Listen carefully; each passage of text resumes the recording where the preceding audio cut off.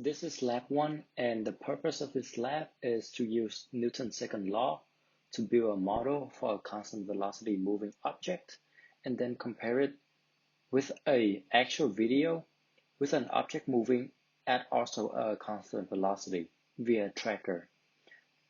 First, we will discuss the experiment video setup in the tracker, then in the Python simulation. Lastly, we will compare and analyze our data together and connect all together back to Newton's second law. In the tracker, in the video that I used for the mass, I used a bottle, and the distance that the bottle was going is from 0 to 0.704 meter. And I set a calibration stick right here. And also I established a x-axis is going positive this direction and negative this direction. Y-axis is going positive this direction and negative this direction. As the object moving throughout the video, I set it a mass so the tracker can track its position over time.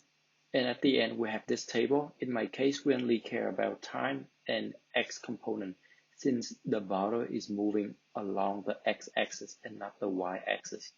After this, I copy time and x-axis into the Google Sheet. Time is represented right here, and our observed x is right here on the C column, as you can see here.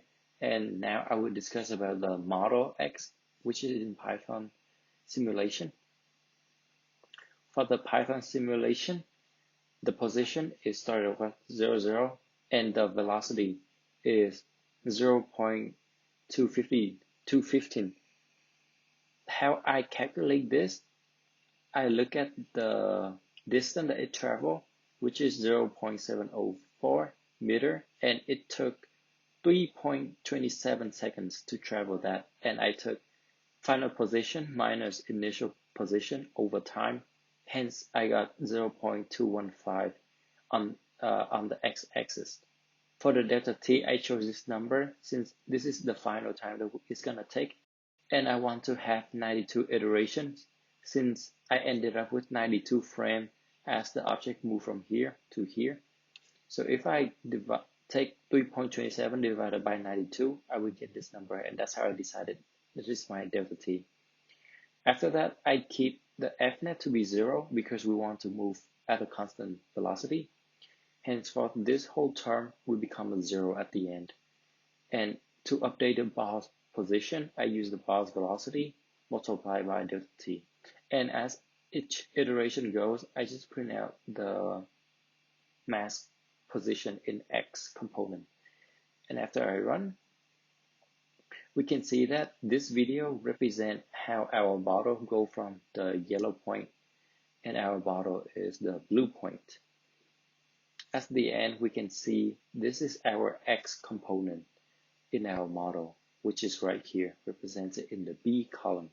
From this, I was able to create a graph with our model x component is the blue line and our observed x component is the red line. As we can see here, there are some overlapping, especially in the beginning and the end, between our model x and our observed x. After this, I also try to flip the direction of the x-axis. Since the velocity is constant, it would only change the sign. Henceforth, the graph would going in a negative direction. It would have a negative slope instead of positive slope. In the end, as we can see, after flipping the x-axis, the consistency and the correlation still remain the same, as this one is increasing and this one is decreasing. And notice how both of the observed x and the model x in both graphs represent the position in x-axis and not the velocity. As the position going in a linear line, similar like this, it tells us that the velocity is also constant. Therefore, we can conclude that based on Newton's second law, if an object is moving at a constant velocity, its net force is 0 And if an object next floor is 0, an object is either remaining at rest or moving at a constant velocity.